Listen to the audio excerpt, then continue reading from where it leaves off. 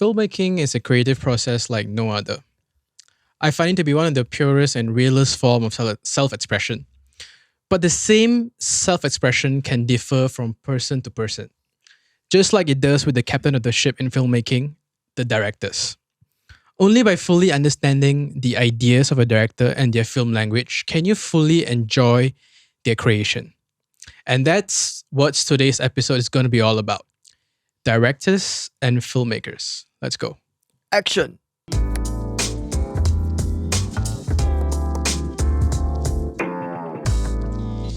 Hello. Hello, everybody. Welcome to What's another up? episode Welcome of back, the Three welcome Lattes back, Podcast. welcome back.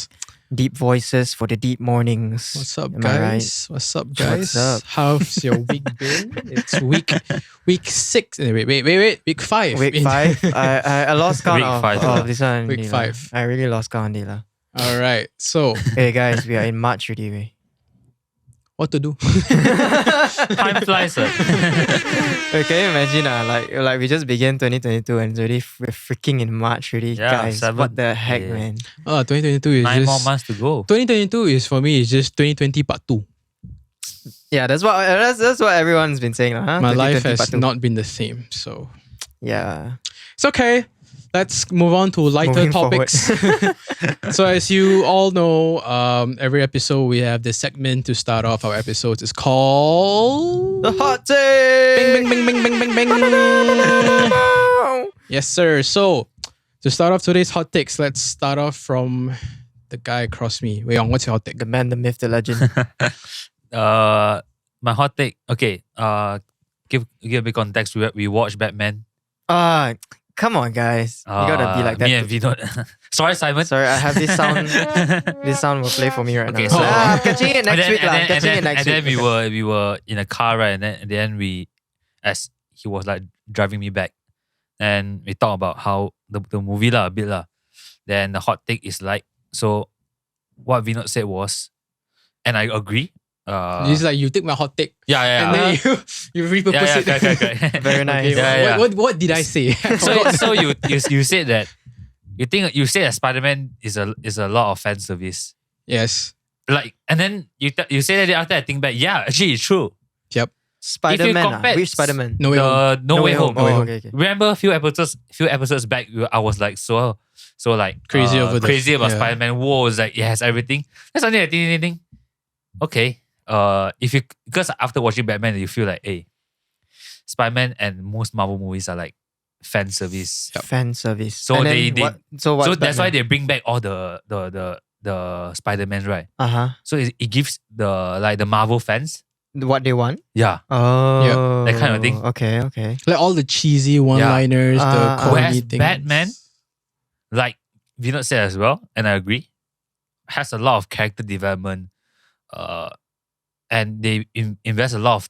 The whole movie was 3 hours long. Yeah. Oh Yeah. shit. So Oh. they invest a lot of time just building the character, the setting, I just the hope- whole story. Yeah. I just The hope that whole Malaysia doesn't cut any scenes. No, it lah. didn't cut. Yeah. Oh, okay. Didn't Good. cut. So Because it's not R-rated anyway. So the Oh, hot take okay. is that, I think Spider-Man is not, if it's not to say like now I think about it, I Uh-huh. feel like it's not as good as I thought. It's a good film by Interesting. Marvel standards lah. Yeah, by Marvel standards. But yeah. you can't judge Marvel movies by any other films. I don't think you can judge Marvel movies by the standards of DC. DC is a whole different Or league. any other films too. Yeah. Yeah, It's but- very different. I just feel that Mm-hmm. if I now look at new perspective wise, right, Spider-Man is not as good as what I thought.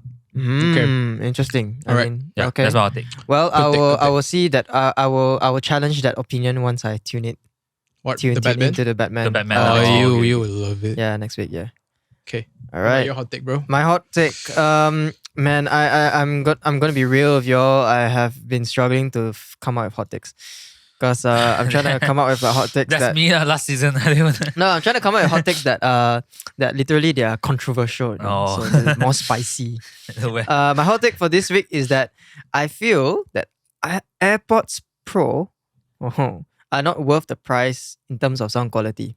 Okay, the price you're talking about is the original price or now the discounted price? I'm talking about now, like the latest AirPods Oh, Pro, okay. like the ones that's in the market now. 899 one lah. Yeah. For I feel for seamless connectivity, you can't beat it. Of course, if you have an Apple product, of course, you can't beat the seamless connectivity, just like with AirDrop and all the stuff like that. Mhm. But I stand my ground on sound quality. Okay, because currently I have the Sony the earbuds thing, and the sound quality is just unsurpassed in my opinion.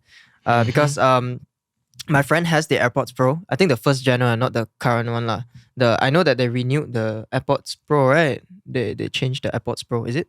No, No, no, no, there's no, only been there's only keeping there's touch. only one AirPods Pro. Oh, there's only one AirPods Yeah. Pro. Yeah. So I tried my friend's one, and it was although it was comfortable, it's light Is on it the their one in ears. the ear tip? Yeah, yeah, yeah. Ah, yeah, that's it's the light. one lah. It's light on the ears and stuff like that, but it's like, well, I mean, we can see Hey, like, but your hot take applies to all Apple products though. yeah, Almost all Apple products. yeah, in a way. In a way lah. But I'm not talking about the AirPods Max because I think the AirPods Max is really interesting because a lot of people actually say that the sound quality is pretty good. I've heard that, but I also heard people say sound quality is okay, but what makes it good is its sound cancelling tech. That's I what, heard the spatial audio is really good. yeah, Yeah. which is For the alright. Max lah, for the Max lah. Yeah. So that's Okay. my hot take. That's a good take. That's a good take. For my hot take, not gonna lie, I've been struggling for a while because I feel like I've really let out all my controversial opinions. Yeah. But I have another one. Because imagine Here one we season go. is 10 controversial opinions, man. Yeah. Well, I have another one. Okay. Like what? Shoot.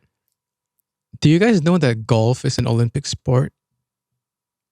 Yeah, it's in the what do they call? No, not World Cup. Oh my god, what am I talking It's about? in the Olympic. It's the Olympics. It's Yeah. an No. Olympic sport. Yeah. Because I I, don't mean, watch golf. it's in the Wii. It's in the Wii. So Yeah, it's it's in the Wii Wii, but it's an Olympic sport. uh-huh. And Yeah. if you consider the sports that are not Olympic sports, like squash, for instance, Oh, squash isn't it? no, Yeah, if squash is in Olympics, right? we would have Nico gotten David would have, like, three, gotten, like, four how gold many medals. gold medals? Interesting. Yeah. Interesting. Okay. So I find it really weird that golf is an Olympic sport So- because it started with such an elite sport. Like it's a sport for the elite, right? It's built that way. Like to have access to golf course and golf lessons and it's golf classes. basically It's very it's expensive, basically you know? like a rich person. Yeah, a rich person hobby. sport. Yeah. Yeah. So I mean, recently it's been more accessible, but I Mhm. still feel like Olympic sport. I still don't get. Also, I your still hot take don't is get just saying that golf though. is not supposed. Like you don't think I golf. don't think it should You be. don't think golf should be in I don't Olympics. think it lah. should be. I think it's Okay, really okay. weird. Mm. Yeah, that it's an yeah. Olympic sport. I still don't get the whole. I understand you lah. How do you the even whole- score it? I don't Sure, even know. don't even Yeah, play it's just golf, like right? it's like the first shot is just like, oh, I'm shooting it to. The thing is that how can you guess how much effort you need to hit the ball in order to go to that really small hole that is like a few In that meters sense, away. there's a lot of skill, lah. Yeah. But like, it's just such an inaccessible sport being a showcase in a global event like the Olympics. I don't feel right about it. Mm, But yeah, that's my hot Interesting. take. all right, So interesting. screw golf. No, you heard it once, you heard it again. You heard it here. Yeah. Only here on the Three Lattes Podcast. Yeah, screw golf. Okay, let's jump right into our episode topic: directors and filmmakers. Right. That's for the claps for all the directors out there. Yeah. Great job. Great job. Yes. I feel like lately we've seen like a renaissance of like directors earning their credits more.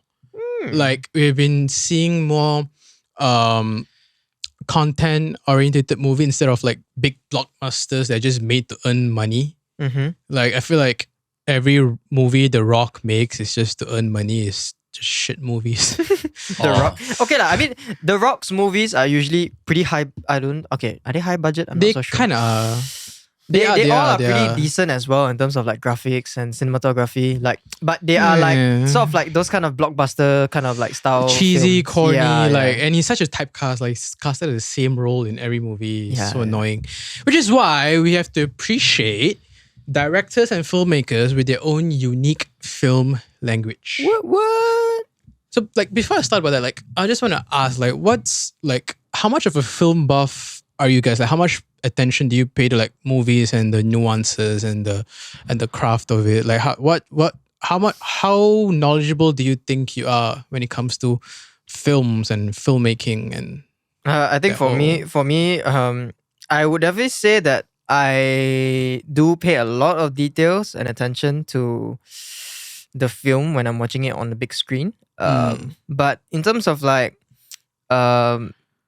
I do make it a point to actually sit through the credits, because I do respect all the amount of work. Last time we would just leave the cinema, but Right. nowadays when I'm like watching like a show by myself or maybe with my friends, I'll just say, hey, can we like sit back and just like to watch the credits? Maybe you can just and I always tend to appreciate all of the people that do all the different work, because every single time I watch the credits of many different kind of movies, right, I always find that there's a new like position that plays a role in the film. So for example, like there's this graphic design company that is doing for maybe, but there's like so many graphic Departments, there's so yes. many departments, There's VFX departments for like for animation. There's like a department for one character, yeah. and then there's a department for another character. Then they all like merge together, Merge, yeah. So like It's all crazy. the That's why the credit them super long. Yeah, that's why if you go that's to why the the credits, compositor yeah. does a lot of work, I feel. Yeah. So yeah, huge props to the compositors. But I really do like I really do like the to like pick out the nuances and like the details of films, because it makes me I don't know, makes me feel like I'm smart now. I guess, The people like that, the people who are like pretentious and obnoxious about it, definitely. Yeah. Yeah. How are you, Wei Yong? Like, how much of a film buff are you? I'm not. You heard it once. Okay, thank you everyone for watching the podcast. It's a wrap. It's only recently That's a wrap. It's only like 1 year back, 2 years back. Recently, I only like try to see how it all works, right? Because before that, just watch a movie only, like just watch only. You want the fighting, you want all those the super like a lot of action scene. Yeah. But because last time, I think it's just recently that I got to like handle like camera and all, like, Mm-hmm. and I started having interest, and also Mm-hmm.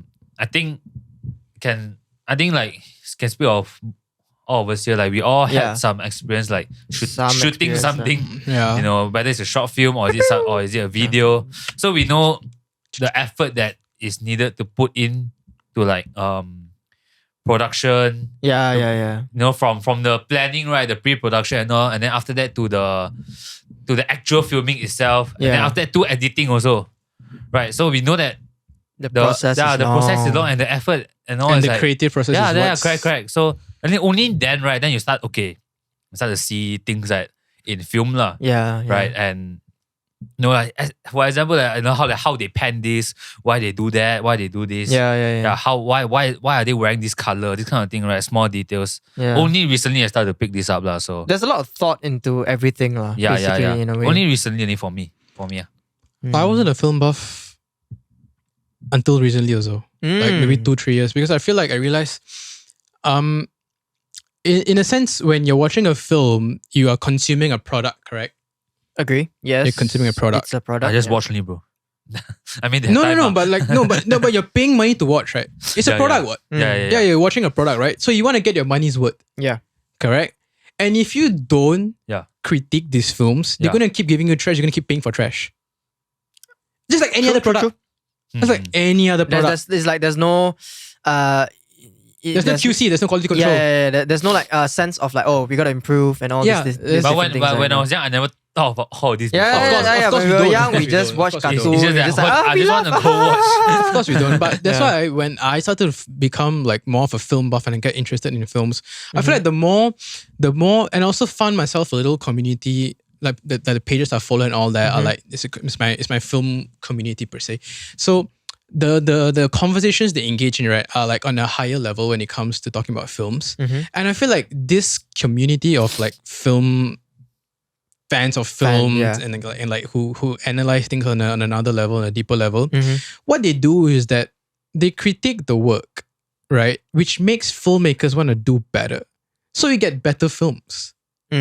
Unless the filmmakers just be like, your Which is a problem, Yeah. because they're filmmakers. I think there are two types of filmmakers in the industry. One is your generic money-making blockbuster filmmakers. They're in it just for the money, right? The other filmmakers are the author in filmmakers. Do you know what an author director is? It's basically someone who assumes visionary, the creative control on almost all elements of production. So directing, screenwriting, music, camera work, lighting, everything. So So that's why this episode is almost a we need to talk about we need to talk about these directors that stand out because what they do is a service to cinema. Yeah, definitely. I really agree to that. It's a service to cinema. I mean, there's a lot. I mean, there are loads of directors out there, lah. To be very honest with you, and everyone is still improving their craft in many ways. But I think these directors who have their own taste, their own style, they really do set the benchmark for the industry. And hey, even like I can say like it's like they set a quality for other directors to get inspired by also. Correct. Yes. Over these years, I've been more inspired by directors because what these directors do when they establish a certain sense of style towards how they make films, it's almost like a pattern, right? Like this is what my films are going to be like, and this is what you're going to get. Yep. And I'm going to assume all. It's like as a director, I'm giving you basically what a director does is basically beyond just being on set and like action, cut and action. You're basically what you're doing is you're curating an experience for the filmmakers. Yeah. So from the start, you have to say in a way you're guiding lah. It's like a sense of guidance, and you're trying to because I don't think I believe that majority of like the crew that is like beneath the director, of course they also have a vision. Yeah. But the main visionary is of course the director. The author directors. Yes. The ones that assume. So I feel like the director is the one that if people sort of like lose their way in terms of like, because you think about this when you're filming a movie, right, from the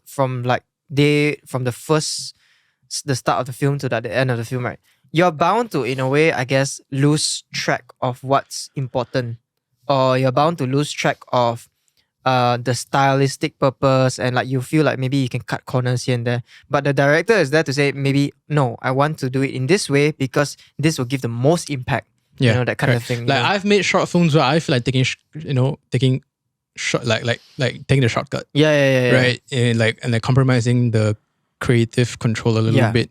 That's an 8-minute video, dude. Yeah. These dudes are like working on a bigger budget, 3-hour long movies, and they have to always stay disciplined to their focus, man. To their aesthetics, and they have to really make sure everyone's on board to the team because like a movie is not just a director, correct? But a director is the one that, like I said, curates the experience. So he picks the music director and tells them, this is what I want the sounds to be like. He picks the cinematographer, the cameraman, the camera crew. This is what I want my shots to be like. He picks the editor. This is how my cuts to be like. This he picks the lighting department. This is how my lighting be like. He picks the costume department. This is how my costumes want to be like. Then you curate this entire experience for the audience. That's a lot of work, and this is where certain directors stand apart because this is where you can separate like normal generic directors like your. I don't want to name names like Michael Bay, for instance. Right. Every time I think of Michael Bay, I just think of like flares. Yeah, I mean, he's a good director. I mean, he makes like really big blockbusters, big movies. Yeah, which very, is very big actually. Very big movies, you know. But they flop though. Yeah. But they flop though, Transformers. There's like few movies that are good. Like Bad Boys was good for me.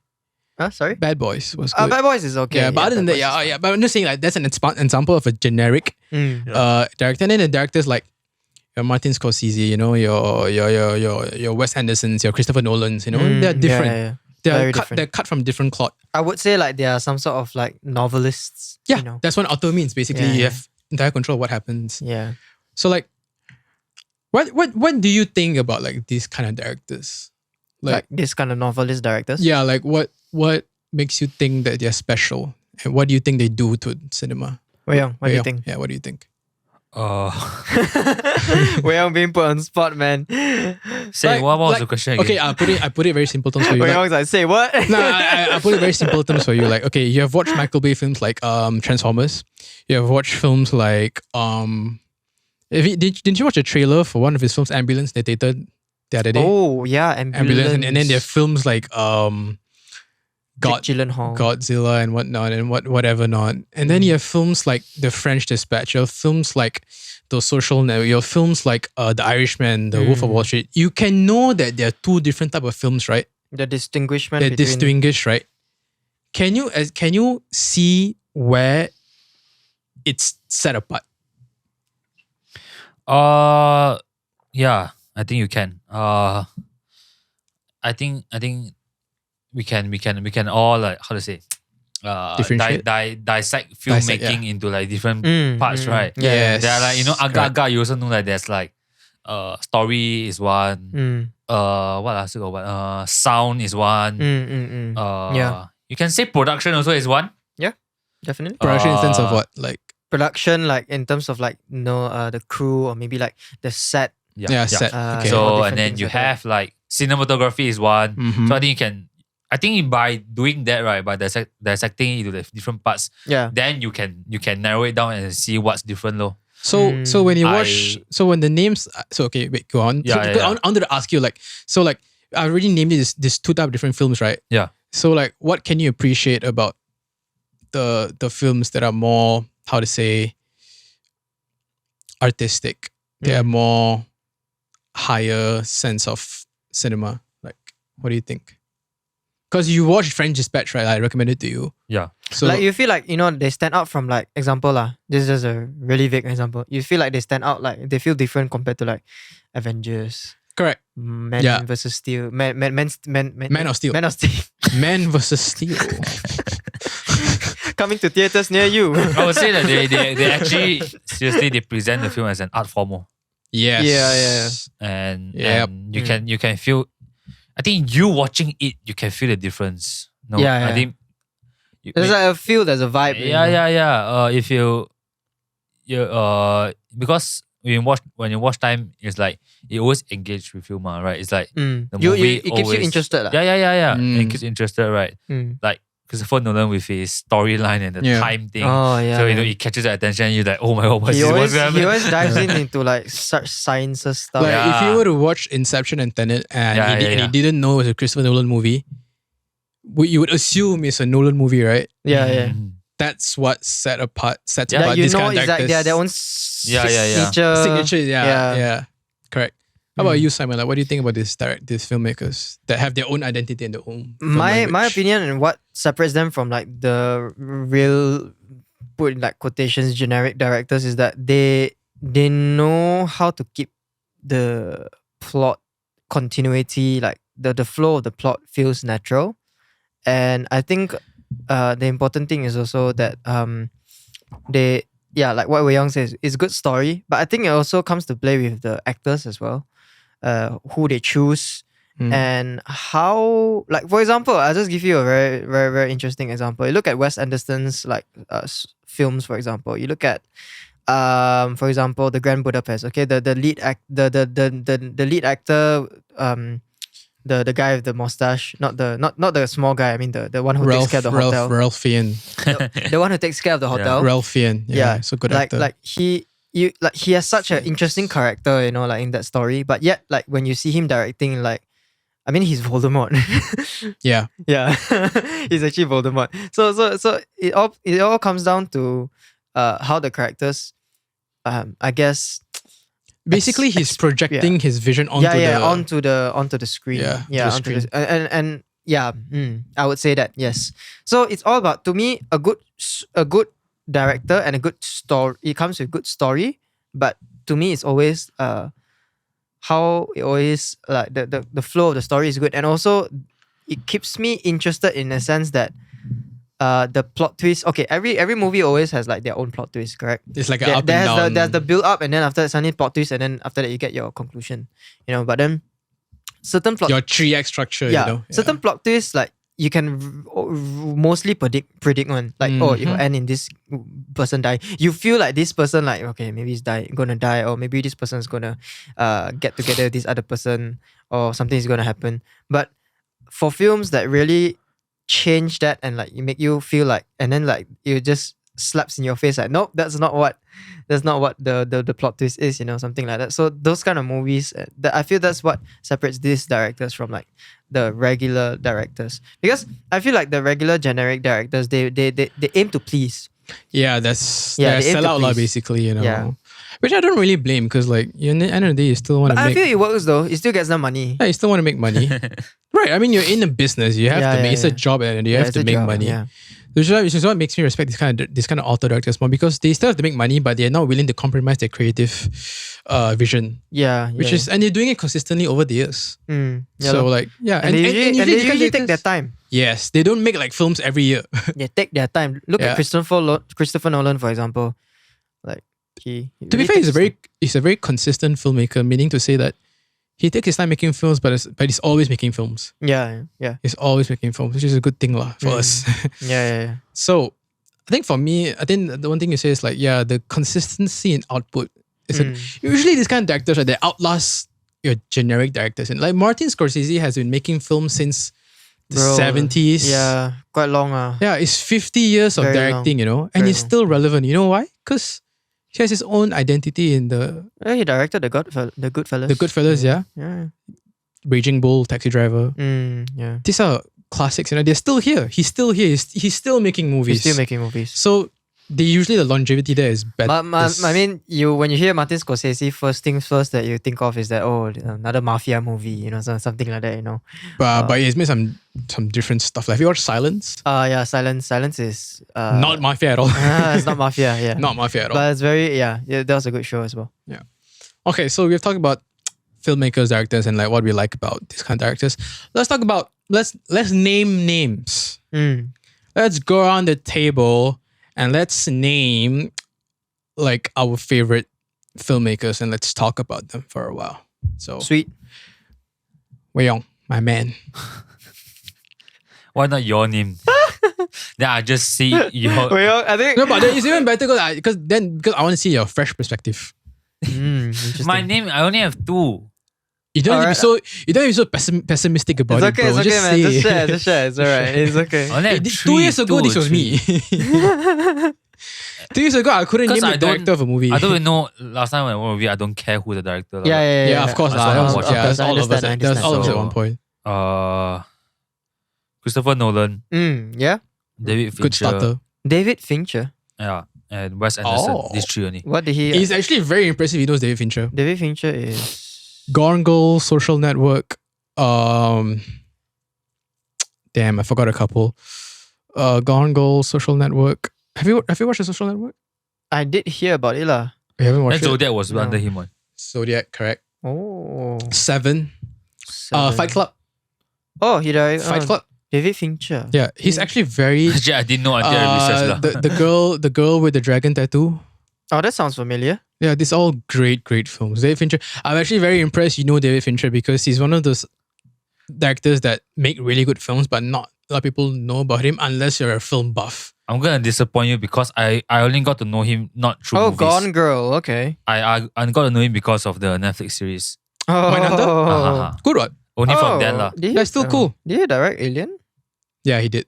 If I'm not mistaken, he did. Alien 3. Yeah, Yeah. so that's the three names I got. Yeah. Okay. Yeah. Sweet. But what do you like about his directors though? To be honest, right? I'm very honest. Yeah. I watched all these things a long time ago already. Okay.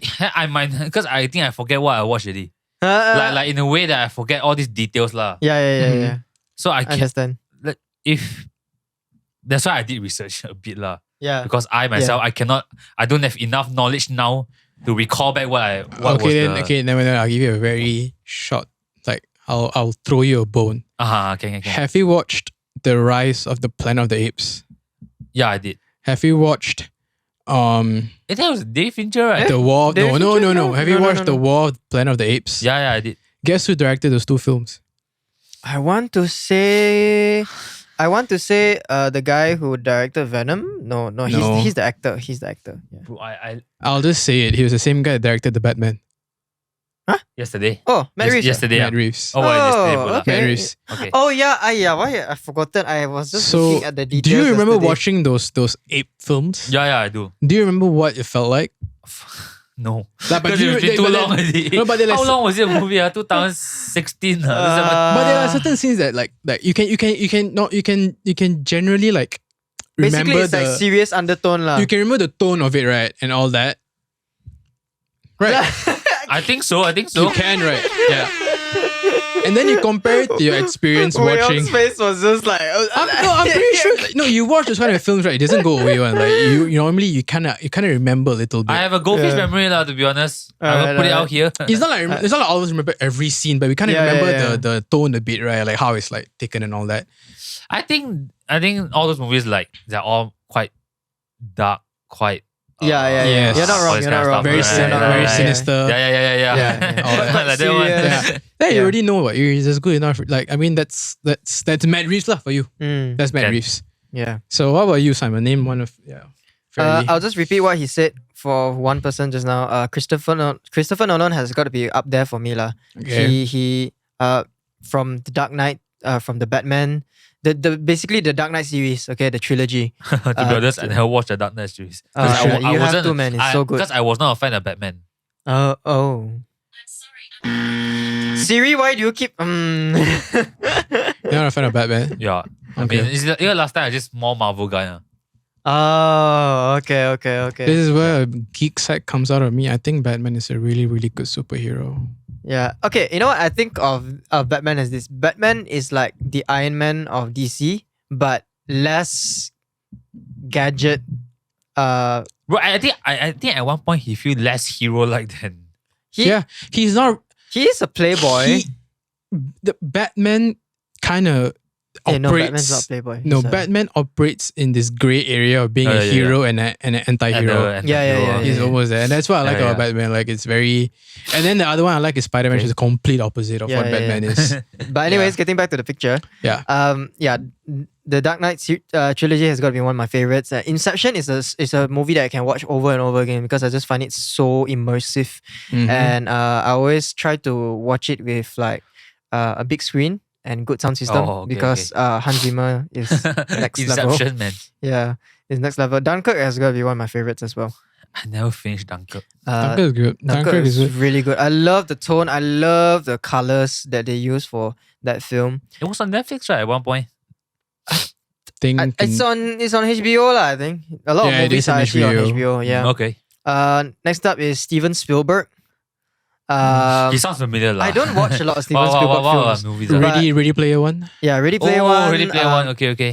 E.T., Jurassic Park, Saving Private Ryan. Jurassic Park was his baby. Indiana Jones. You said Saving Private Ryan.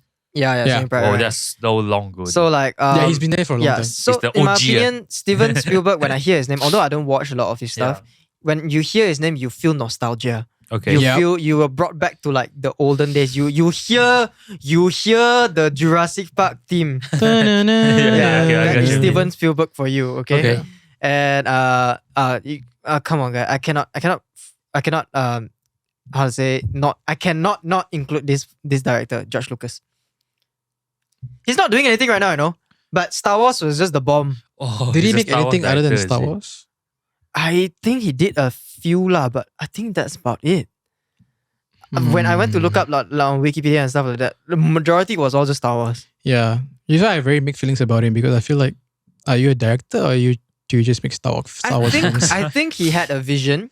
Obviously, yeah. So he of course but he came out with all this. He came out with 6 films. Yeah, which is good lah. I mean, which was crazy. Which is a feat of his own. So I feel like I think he's maybe just like I don't know, advising maybe right now or consultant like maybe. Consultant, yeah. you know. It's very hard for me to judge George Lucas because I feel like he makes predominantly Star Wars films. But he did set the bar for the industry, you know, like in terms of sci-fi films. If he made any other films, I'd be so interested to watch. It's just that I don't know if he will. That's the thing. Yeah, but that's just some of George Lucas. Oh, that's actually I didn't think I would hear the name today. Forget about that person, Dila. We all forget George Lucas because Star Wars is like so long ago already. True. Yeah, that's the thing. Also because he only made Star Wars, so it's like. All right, moving on, Vinod. Y'all have named a couple already. Christopher Nolan. Yeah. I think you said the OG. I'm very, very surprised you said David Fincher because David Fincher is one of those directors that don't get, like I said, it's very a lot of recognition. It gets a lot of recognition in the film fraternity because he's He has his own. Oh, His own I strength. gotta look up David Fincher more, man. Yeah, like the regular moviegoers probably won't know him. Oh, Yeah. okay, interesting. But like That is true. people, Because I was like that also. that's why I was laughing. As I go in, and watch. Yeah, who the hell is David Fincher? Like, think about it. If I go to anyone and say, hey, do you watch? who he? Do you watch David Fincher films? They're like, huh, who's that? If I tell Gone Girl, they're like, oh my god, he directed Gone Girl. What a great film. He Right? directed Gigi. Yeah. Like, all these women, they're like, I Like, want to it's be, like- it's I like want to that be one, that, I want to be that girl in Gone Girl. Such a great film. Do you know who's David Fincher? I have no idea who's that. I mean, even some guys don't know who is that. Like, I'm just saying that's his status right now. But he's such a good director. He makes really, really good. He's actually one of my. He's my top 3, top 5, top 3 all time filmmakers. Honestly, constantly giving great stuff. That's a really good segue to the next section, actually. Yeah, I also want to name a couple if I go like Yeah. Martin Scorsese, Quentin. Yeah, you're talking about Martin Scorsese, man. Who is he? Martin Scorsese. Have you watched The Wolf of Wall Street? Wolf of Wall Street. Shutter Island.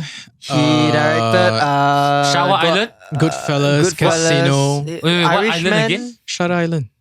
Sounds so familiar, no? Is Shutter it? Island. Oh, Shutter Island, is it? Yeah. Yeah. I did. Shutter Island. I watched that one. That's Scorsese. Wolf of Wall Street. Shutter Island. The Irishman. Oh, okay. Yeah, The Irishman. Yeah, That's he Martin- directed those films. That's Martin Scorsese. All right, man. Wes Anderson, of Yeah, course. Wes Paul Anderson. Thomas Anderson. Tim Burton, I want to say. I wanted to As put Tim opposed. Burton. I wanted to put Tim Burton, but I couldn't. What are the films that he directed? But I couldn't. Tim Burton, Caroline,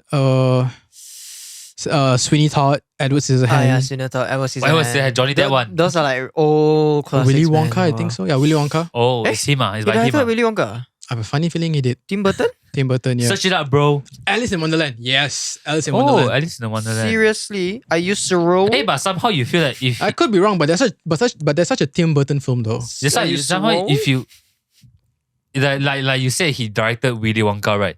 Then I wouldn't be surprised if he directed. Alice in Wonderland. And he also directed the Oh, Caesar crap, head he thing, right? directed- Yeah. He It's directed like- one of my favorite Batman films. It's like there's is the- Batman Yeah, the one with 1989. the one Oh, with the wow. penguin, right? No, the one with the Joker. The one with what's his name? This one as the Joker. With Jack Nicholson as the Joker. Right. Yeah. Yeah. Oh yeah, Alice in Wonderland. Oh, Charlie and the Chocolate Factory. Okay. Yeah, Willy Wonka. Oh, Yeah, I never yeah. knew. Okay. Yeah, these are Tim Burton films. Hey. Oh, I never And- knew he directed the Batman. Okay, that's one of my favorite. I want to name yeah. one more before we go over. I don't think I would know this. Akira Kurosawa. Akira Kurosawa. I have no What idea. he I'm or so she sorry. directed? If I tell you would not know because he's a Japanese guy. Oh, the Japanese guy. So he directed Japanese film lah. Long time ago. Oh, a long time Long ago. time Long ago. time ago. Long Okay. time ago. He actually gave birth to a lot of, not to give birth, he kind of popularized a lot of filmmaking techniques that we use today instead of plots like hyperlink cinema. Uh-huh. You know, if you watch movies where they're like multiple characters have their own storyline and they converge into one main plot, Okay. Akira Kurosawa kind of popularized that Akira Hmm. Kurosawa. with one of his movies. Akira. Great guy. Alfred Hitchcock. Yeah, I don't think you watched it kind of Oh movie. my Very- God, I'm very so old, sorry. right? Very old one lah. Yeah. These are classics lah. Yeah, Right? Stanley Kubrick, he directed The Shining. Oh yeah, Stanley Kubrick. Yeah. Yeah, Mhm. good guys. Anyway, so we have named all these directors. Let's go into our top 3. Bro, Direct- Akira Kurosawa is like so old. Yep. Oh my god. Which is why I said probably He's you the guys wouldn't OG know. lah, basically. Bro, okay, that's very interesting, man. Okay, cool. All right, diving in. Top Top 3 Ba-ba-ba-ba. favorite directors / filmmakers of all time for you guys. I don't think we really need to talk much about this lah. We can just list down our I three. already have 3 already. What we can do is that we can list down our 3 and then we can list down one of our favorite films and then we can talk about it. Okay. Yeah. All Alright. Repeat. Name your filmmaker, name the film, talk about it. Yeah. Name the film, Nice. yeah, and then we talk about it. Because we did talk about quite a fair bit of like I'm sure there'll be repeated names. I'm very for sure. Okay. So let's dive into the top 3. Okay. Why not we start? Okay lah. Sorry, Wei Yong. Let's start with me you. again lah. Let's start with you. I would say I would like to talk about Wes Anderson Hmm. Okay. because I just finished French Dispatch like yesterday. I stopped halfway or some way. I still haven't Finished watched it it. like I haven't yesterday. I think I'll watch it tonight. So and I also did some research lah. So this is not just my general Mhm. knowledge. It's just that I also searched something I watched on YouTube videos also. Then Wes Anderson, one like when you mentioned that he directed Grand Budapest Hotel, I was like, oh, that's a good movie, man. Mm-hmm. Then only Wes Anderson. What's next? The French Dispatch came out this year, right? Yeah, Or last year. Last year. Just recently, last year. right? Yeah. Oh, okay. There's another opportunity for me to go watch a new Shyamalan. film directed by him. Yeah. So yeah, it's very interesting and it's so I feel because I only watched these two films, but Uh-huh. I feel it's very consistent. Yeah. In these two films, it's very Is the It's- whole yeah. art around it? Yeah, that is yeah, yeah. Really, It's consistent in a sense. It's wacky as hell. yeah. Yeah. so definitely. story wise, it's really very interesting lah. Is Mm. there the characters, the setting? I think the French Dispatch is in France ah. Actually, I did write down here about Yeah. something about Wes Anderson. Like, when you hear Wes Anderson, right, you will hear that precise is all that we can say. He is very precise, and he's known for his unique style of composition that makes it so satisfying to watch. That his films all when you watch it, right, you know that it's him really. He's very famous because like most of his films, he has this It's thing. composition. His thing for symmetry. Yeah, symmetry. He yeah. has this distinctive Bro. idea of like every frame is symmetrical. Yeah. That's what makes it so The leading aesthetically lines pleasing to are- watch. Right? That's why right yesterday when I watched the rest of my French Dispatch, because I watched after I did my research, Yeah. so I was like every scene is the same. It's so consistent Yes. until the end, and I started watching in the middle. Can you Yeah. imagine like all the people on set, they literally have to make sure like they don't move any freaking thing and they measure everything It's properly. very precise. It's very Yeah, it's meticulous. very- and not only that, it's made on film. Yeah, That Yeah, makes it harder. You know? Yeah. I think if you never say, I wouldn't realize yeah, but because you, it's so nicely. but you realize that it's so visually- nice to watch. Yeah. because It's it's symmetrical. satisfying. Because it's symmetrical. satisfying. And when Yeah. you realize it's like that, you notice It like it's very completes obvious. the Actually, It's- OCDness in you. yeah. So that's one, which is that's cinematography lah. Cinematography, It's yes. also, Right. yeah, okay. So I think colors. Colors, yeah. Just I did a research. And I was Yeah, like, yeah, oh yeah. okay, that's cool. It's a very limited And- color palette though. It's very pastel-y. Yeah, it's very limited, but Grand Budapest Hotel was very pastel-y. it's very Yes. pastel pink. Yeah. But it Very works though. I don't know why. Like it makes it feel as if like I'm in this world. Same with them as well. Like you wouldn't think like with your own eyes, like Yeah, you know yeah. your world would look like that. Like, you feel like his vision is very Comic. very storybook wise. Yeah. It's as if Is it there. like- It's Yeah. as how you if like frame it? you're reading like a kid's Yeah, storybook. kid storybook. Yeah, Yeah, so yeah, I that's think true. the way you just color, I think like remember you tell me how like the black and white and then they got color is like it's like a way for him to distinguish the timeline like how like it was the past. No, to distinguish you as a reader, because basically the French Dispatch is a newspaper, right? Yeah. So whenever it's in black and white, Yeah. you're watching the film as the reader of the newspaper. Okay, When you see it in colors, Yeah. when you see it in colors, Okay, you're okay. viewing it from the characters in the movie. A little bit. I think for Grand Budapest spoiler. Hotel it's like the black and white is the past. Yeah, something like that. Yeah, And yeah. The color is If you watch French Dispatch, you realize it's like the black and white thing. which is very I'll watch it. I'll so watch it interesting. tonight. it's I'll watch very it cool, tonight. man. So how he interesting. uses color to tie in with his story, with his Yeah. the You visual know, he uses a lot of miniatures. miniatures. Yeah. Miniatures. He tries to keep things classic lah, not Yeah. too much. Yeah. Even the effects. music he uses is all pop music from 60s and 70s. And if you ever realize, right, most of his films, they usually have this heist element. heist element. His film. Yeah, always it was like in Grand Budapest Hotel was the painting. Yeah. In the French Dispatch was also the last plot. Remember, I'm not gonna spoil it for you. Yeah, don't But- spoil it for me, please, okay, guys. okay. I haven't Remember? watched Yeah, it. there's a kidnapping and all that. yeah. Yeah. So yeah, Right. it's always an element. Yeah, Wes Anderson, good choice. Next one. Oh, me? Yeah. Are we going like one by one? Okay. Let's do that. Okay. Why not you talk yeah. about the other? I definitely have a few. I'll definitely repeat like a few lah, definitely. But I'll just go in different orders so that I won't really sound like I'm repeating myself. But I want to say Jordan Peele. Yes. He's a new director. Okay. Key and Peele, the Jordan Peele. Yeah. Yes. Like Jordan Peele is, I would say his movies. He's only a recent up and comer only, but He only has two he's films two- to his name. Yeah. but his two films, and the next one coming out called Nope, is literally like how to say, I don't know the word for this. It's like a significance of him like in this film industry, because he set It's like a magnum opus. yeah, suddenly came into like the film industry, and then he just like told everyone, oh yeah, hey guys, this is what I can do. And then like, we were just all like, what? This is a comedian making horror films, by the way. Yeah, you would which is never imagine like a crazy. comedian making like a freaking horror slash thriller films, you know. Yep. His films are masterpieces, in my opinion, despite the reviews that he gets on Rotten Tomatoes and stuff lah. I feel like he does a great job at presenting unsettling feelings in his films, and that's just so great because it just makes you feel like what the heck, that kind of thing, and it just feels odd that it doesn't seem like a regular thriller or regular horror anymore, you know. And he's so imaginary. Like the recent trailer for Nope, right? Like I don't even know what the heck it is. Like I know there's an alien involved, but I think it's alien lah. But then like it just looks, the poster is literally a horse floating in the air. What the heck is that, man? Do you ever realize that his films always have like a social or political commentary? Oh yeah. Yeah, like for example, Get Out is about like the blacks and the whites, even the racism. Even Us. Yeah, Us is about what again, dear?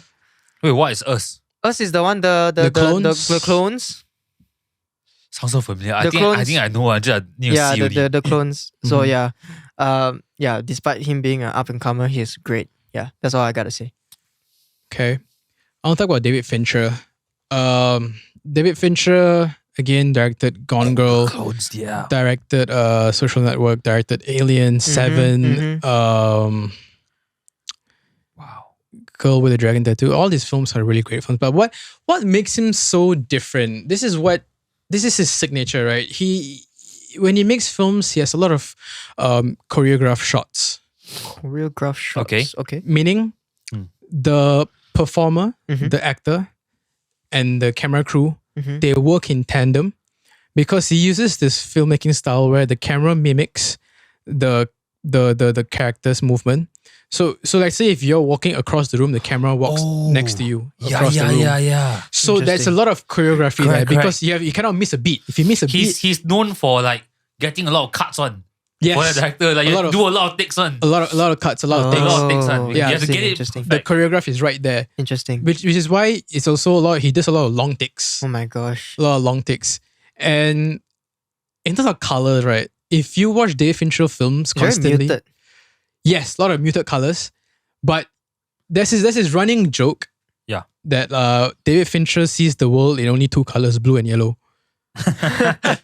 Which is so true because if you actually watch his films and if you like watch every one of his films, maybe the latest like 6-7 latest films, if you like separate, right, he always uses, he's very predominantly, he emphasizes on blue lighting and yellow lighting. And it's not lighting, by the way, it's in I know post. his films are blue lah. It's also yellow. Like Gone Girl like was pretty blue. It's also yellow. I need to see again. If you watch it again, you realize it's like the scene where he was in the other guy's house. It's so yellow. Oh. It's so yellow. Okay. And he never he doesn't use natural lighting for it. It's always like edit. in post like post-edit lah. shadows, highlights, and all this. He always makes this thing where it's always blue and yellow, and it kind of adds like an extra character into the film, the scening and the lighting. I see. He uses a lot of wide angle shots. Wide angle shots are used to show the character's environment. And because he makes films that are a bit unsettling, a bit disturbing, when you show wide angles and characters in these environments, they're disturbing as well. Yeah. So you as the audience are immersed in that disturbing environment. Like if you watch Seven, you feel like the entire time you feel so good. Seven is basically a film, a detective film about two detectives trying to find this killer who's a serial killer, right? And in the film, with his white shots and everything, you feel like you're in such an unsettling environment. Interesting. Right? You feel like, because it's taken place in like the suburb of New York, and you feel like you are there. It's gritty, it's rainy, it's just not a great place to be, and you feel like you're there, right? So, and then monochromatic, desaturated colors, I just talked about that. Yeah. Very sinister themes. Fight Club, I don't think I watched it. No. Despite having watched like Wolf of Wall Street and everything like that, like I haven't watched like Fight Club yet. Fight Club is crazy. Gone Girl is very sinister, right? Yeah. Gone Girl, Gone Girl is the girl that set up the husband and then ran away and then came back. Ben Affleck was husband. Yes. Yes. Bro, I was watching the David Fincher like style explain thing on YouTube. Bro, one of the scene in Gone Girls, right? The way he uses a sound. Yes. I watch at night, I'm damn scared, Yes. Yes, this thing about mixing diegetic and non-diegetic is like natural sounds and edited post sounds as Yeah. well. Yeah. That particular scene, You know the scene in when she's trying to in the house. Yeah. This is like glaring. I don't know how to call it, but it's this sound that's like it builds up. It's like a siren, but like a muted siren. It goes like it's like ambient sound. Yes, it's so creepy. Yeah, correct. It Yeah. sets the atmosphere. And that's a David Fincher signature. And you would think, how would he apply it in the movie? But Facebook, he still does it. Yeah. If you watch Social Network, he still does it. He still does it. I don't know how he does it, but he still does it. Interesting. David Fincher. Ask me what is my favorite David Fincher film? Seven. It's on Netflix. You should watch it. It's by Brad Pitt and Morgan Freeman. Oh, okay. And Gwyneth. No, not Gwyneth Paltrow. Gwyneth Paltrow. Gwyneth Paltrow. Ooh, Yeah. Interesting. And Kevin Spacey. Oh, I never heard this film before. Very small cast. Only there's 4 people only. Okay. But just watch it, dude. It's kind of the films I can watch again and again and again. Seven. Check it out, guys. Seven. Seven by David Fincher on Netflix. Yeah. So, Moving forward, Wei Yong, what's your second in line? Second in line? you don't have one? You mean for For like what we did director, now? the director, and then one director, another director. I actually had David Fincher actually. Okay. We But- don't have to keep talking about David Fincher Yeah, anymore. right. I think in this podcast we have talked quite a fair bit about him. Yeah. Surely Yeah. talked about such a good director. I'll pass on. You'll Okay. pass on. Yeah, Okay, I you'll don't have pass on. really. Okay, cool. But David Fincher is a good one. I think I'll just say my 2 and 3 lah. Okay, or 2 and 1. Basically, I would put Zack Snyder at number 2. Despite the ratings that he gets on Rotten Tomatoes, I think he does really great action films. Man of Steel, you got Justice League, you got Army of the Dead and slash Army of Thieves. You have the classic 300. Yep. Man. With Russell Crowe. Are you not entertained? This is Sparta. 300 was such a classic though. And as much as I've been wanting to watch this show, I haven't watched it, but I know that it'll be good lah. Watchmen. Oh, it's good. Sounds familiar, so though. I feel like it's so cool because in 2009 this film came out, The Watchmen, Yeah. and now there is A a series of it on HBO called Watchmen, Watchmen. and the ratings are so good. It's good. Yeah, it's so good. I will co-sign it. It's actually really good. I watched it. Yeah. So that's for Zack Snyder. For me, I feel he has a very interesting take on like cinematography, especially if you watch Army of the Dead. Yeah. And I want to put I'll put Christopher Nolan as like a runner-up because I love him to bits, but he's not the main one, I think. Okay. As much as I love his films, of course, Dark Knight Rises and stuff like that, and the Dark Knight trilogy, those are like my favorites. Number 1, it's a bit funny that I'm putting him as number 1 because I feel this movie is a movie that I can watch and always be like, what the heck? Yeah. Quentin Tarantino, Pulp Fiction. Oh my god, I want it. Yeah. Yes. It's in my list. My friend introduced me to this show. Oh, it's a show, is it? It's a movie. It's a movie. It's a okay, movie. okay. What's it called? My Pulp Pulp Fiction. Fiction. Pulp Fiction. Ooh. It's on Netflix. My friend introduced me to this show, and I was just like, okay, I watched it with him, and like when I watched it, I was just like, oh, what does it even mean, man? I don't know. But then the more I watch it, and the more I understand Quentin Tarantino, this is his signature. His signature is always like, random ass sort of like scenes in a way, but his films are usually pretty controversial. But if you don't appreciate pop culture films or pop culture references, you find yourself scratching your head most of the time lah. Okay, you need to understand like pop culture stuff when you watch Quentin Tarantino. Then you understand and truly appreciate his films. Yeah. Overall, he has a very unique style to his film lah. And I really do appreciate his filmmaking. Actually, he's a real up there for me. That's a good segue because I had Quentin Tarantino in my list and I had Pulp Fiction as my favorite films. Tarantino, one of his signatures also like he always has this non-linear storyline. Yeah, it like doesn't I would say it doesn't connect, but there's somehow it feels like suddenly like can connect. When It's something not. like that. It's not in chronological order. Yeah. It's always a lot of flashbacks, here a and lot there. of montages, a lot of dark humor, graphic violence, a lot of neo noir, and lots of profanity, of course. Yeah. A lot of extended dialogues. He always likes to let a scene breathe just the extra bit, like little extra bit. Like it doesn't cut very fast, It's it's like he just lets the scene breathe a bit more, which is like really authentic. Till this day, we don't know what's inside the box. For we those never people know. who know what's Pulp Fiction, you understand what I mean. There's also one of his signatures. He always has ambiguous endings. You never really know what's going to happen. You just end like that and just what? And you skipped on Christopher Nolan, but I do want to talk about Christopher Nolan because he's in my top. Yeah. He's on number 2. Yeah. He has a lot of emphasis on realism because you watch all the films, right? You see a lot of explosions, big stuff. It's not. Most of it is not VFX or CGI. Most of it is real life practical effects. And he's not a fan of filming in studios. He likes to film in real life. In real life, use real things, real explosions. Yeah, and he most of his films are set in like urban settings, right? He doesn't make a lot of country movies, something like that. No space films, whatever. Or like war. Yeah, it's very urban settings. That's his signature. A lot of handheld camera work, right? You don't see a lot of rigs in his films. It's always handheld. A lot of science into it, man. Especially if you watch like Interstellar. Like, do you know like he literally like had to come up with like a sort of an equation. Yeah. He had to He had to consult a scientist to make like a black hole. Yeah.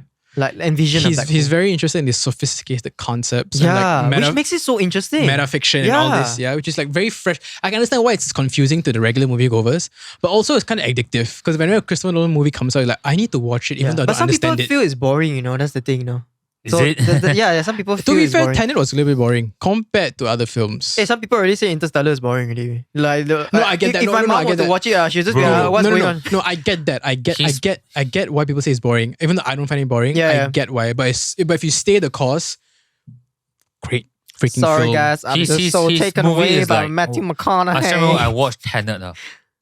Is it called Tenet? Yeah, Tenet, yeah. I watched Tenet in cinema, and that's the most recent film I got to watch. In the cinema. The Christopher Nolan's film. Okay. Recent one, no. I know he's coming out with another one. I watched him, right? In the cinema, I was like, scratching my head, man. So what's going on? Yeah. I mean, if you watch... But it's not a bad thing, though. Yeah. Because it keeps you thinking. It keeps you thinking. But your favorite Christopher Nolan film was The Dark Knight, right? I want to say it's The Dark Knight, but I think Inception has got to be one for me. For me, it's neither. For me, I like The Prestige. The Prestige by Hugh Jackman and Kristen Bale. Kristen Bale, yeah. I never watched that, but I heard of it before. You should watch it. I saw the scenes because of it's one of the earlier films that he made. Yeah. So we talked about a lot of famous directors and famous filmmakers, right? We'll come to an end to another episode. It was actually a very good discussion because I feel like we talk about movies, but never really talk about the people behind the films. Yeah. And the main men, the directors. They deserve the credit, guys. So if you can, please do stay back for the credits and do just witness the names that come on screen. They put so much effort into a film that took months or even years in planning or to produce. For just like what? Yeah. A $15 ticket that you have to watch on the big screen. Imagine filming for a year for just 2 hours of footage. That's crazy, it's a lot of work, right? That's crazy. This is another tip. If you're a film goer, please watch films based on the directors, not based on actors, because actors are just projection of the director's visions, right? Like look at it. I like what you say. For example, you see like Robert Downey Jr. Okay, he's great in Marvel, but suddenly when Dolittle came out, although his performance was great, but Dolittle was just like eh. I'm interested to see how he does in Oppenheimer. Yes. That's good. Yeah. All right. So we have come to another end of the episode of Three Lattes Podcast. I hope you guys liked it. Please follow us on our socials. Listen to us. We're on Apple Music and Apple Podcasts, and on Spotify. We call it Three Lattes Podcast. Yeah. This and is on me, Vinod, Wei Yong, Simon, signing off from another episode of The Three Lattes. See you guys next week. Peace out. Cheers. Ciao. Cheers. What?